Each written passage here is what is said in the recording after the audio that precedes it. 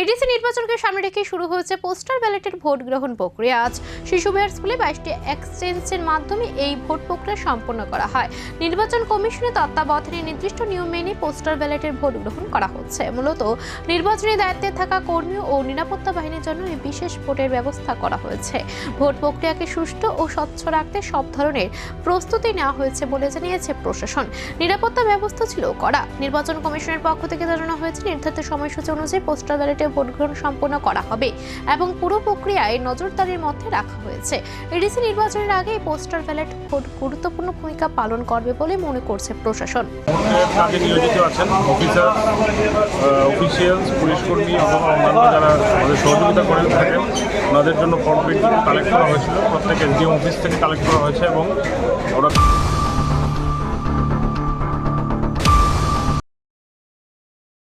Hasteni joto lukurogno wilau khulumaya pharu sini titi edisino prai 4 bosorong wi lukurog Maharajani tuijul mongbai je jeng titi edisi salok tongmano